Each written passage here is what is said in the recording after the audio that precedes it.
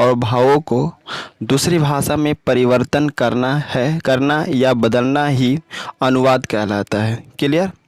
किसी एक भाषा में व्यक्त विचारों को और भावों को जब हम दूसरी भाषा में परिवर्तन करते हैं या बदलते हैं तो उसे अनुवाद कहते हैं। और जो व्यक्ति एक भाषा के भाव को, एक भाषा के विचार को दूसरी भाषा में बदलता है उसे हम अनुवादक कहते हैं। अंग्रेजी भाषा में इसे ट्रांसलेटर भी कहा जाता है। तो आई थिंक आप लोगों को समझ में आ गया होगा कि अनुवाद क्या है और अनुवादक किसे कहते हैं। इसके बाद एक प्रश्न आता है कि एक अनुवादक में कौन कौन से गुण जो हैं होने चाहिए। तो सबसे पहले आपको लिखना है कि एक अनुवादक में निम्नलिखित गुणों का होना काफ़ी आवश्यक है, जो इस प्रकार है। यानी कि अगर हम एक सफल अनुवादक बनना चाहते हैं तो यह ज़रूरी है कि हमारे अंदर ऐसे वे सभी गुण हो जो कि एक अच्छे सफल अनुवादक बनने के लिए आवश्यक होता है। ओके, तो सबसे पहला गुण कौन सा है? वह है भाषाओं का ज्ञान। ओके, सबसे पहला कौन सा गुण है? भाषाओं का ज्ञान। इसके अंतर्गत आपको लिखना है कि एक सफल अनुवादक के लिए उसमें भाषाओं का ज्ञान होना बहुत ही आवश्यक है। किसी अनुवादक के लिए यह आवश्यक है कि उसे भाषा का समुचित ज्ञान होना चाहिए, जिस भाषा में वह जो है अपना अनुवाद का कार्य कर रहा है। कहने का मतलब है कि एक सफल अनुवादक के लिए ज़रूरी है कि उसे भाषाओं का ज्ञान हो, क्योंकि अनुवादक का जो कार्य होता है कठिन होता है और भाषाओं के ज्ञान के अभाव में जो है वह अच्छा अनुवादक नहीं बन सकता है, अच्छा अनुवादक का कार्य जो है नहीं कर सकता है। इसलिए भाषाओं का ज्ञान होना एक अच्छे अनुवादक के लिए काफ़ी आवश्यक होता है। उसके बाद है बहुज्ञता का होना। एक सफल अनुवादक बनने के लिए यह बहुत ज़रूरी है कि उस व्यक्ति में बहुज्ञान हो, क्योंकि ज्ञान के अभाव में कोई भी व्यक्ति सफल अनुवादक नहीं बन सकता है। क्लियर? इसका मतलब यह है कि अगर हम चाहते हैं कि हम एक सफल अनुवादक बने तो यह काफ़ी ज़रूरी है, काफ़ी आवश्यक है कि हमारे अंदर जो है बहुज्ञान हो, यानी कि ज्ञान का भंडार हो। और ज्ञान का भंडार के अभाव में कोई भी व्यक्ति जो है सफल एक अनुवादक नहीं बन सकता है। इसलिए अनुवादक बनने के लिए मनुष्य को बहुज्ञता का होना क्या है? काफ़ी आवश्यक है।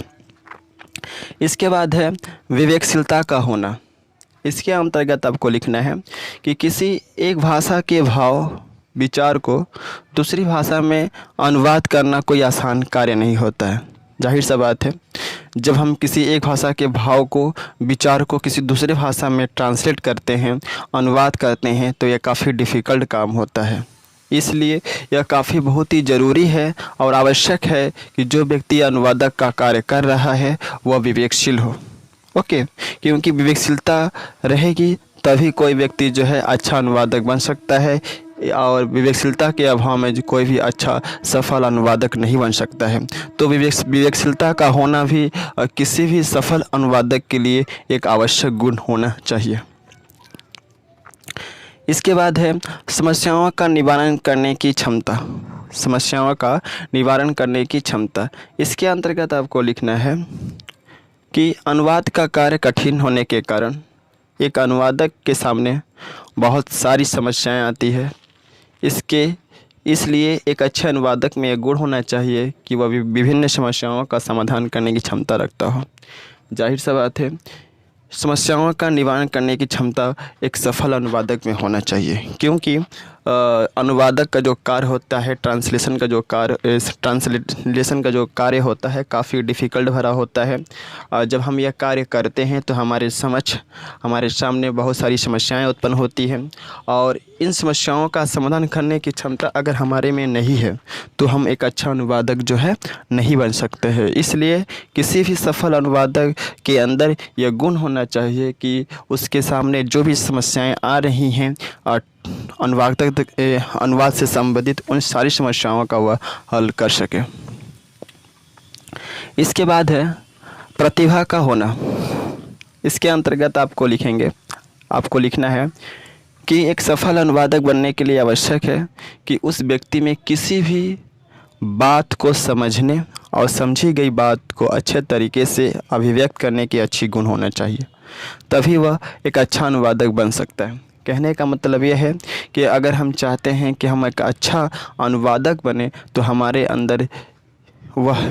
अंदर किसी भी बात को समझने का और जो बात हम समझे हैं उस समझी हुई बात को अच्छी तरीके से एक्सप्लेन करने का, अच्छी तरीके से व्यक्त करने का गुण होना चाहिए।